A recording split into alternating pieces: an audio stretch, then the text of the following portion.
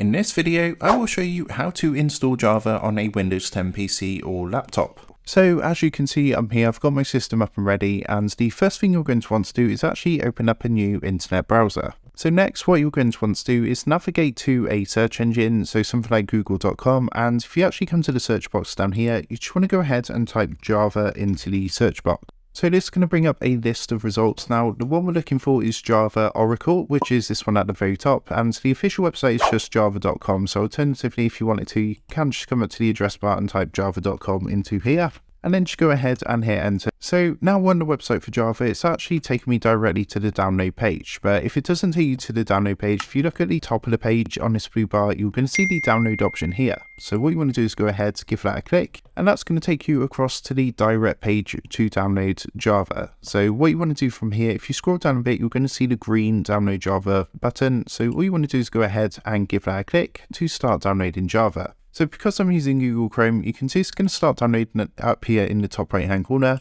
But if you are using a different browser, just come down to the bottom left hand corner, click onto the magnifying glass, and then just go ahead and enter downloads into the search box. And underneath best match, you should be able to click onto the downloads folder. So now I've got my downloads folder open, you're going to see that this has now finished downloading. So all you want to do is double click that to start the installation wizard.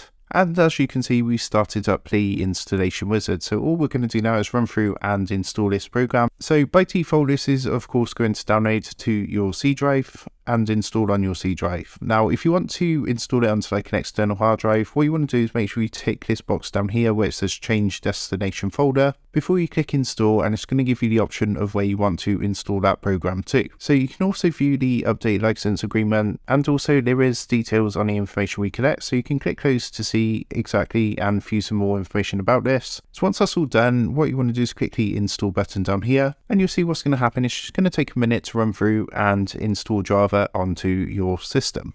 So once that's finished installing, you're going to get a pop-up window to say that it has been successfully installed with a tick up here. And it's going to have a message underneath. Now, what it's going to do is basically prompt you when there's any updates available for Java, which of course you do want to always install the latest updates, so you do get the best performance and security improvements.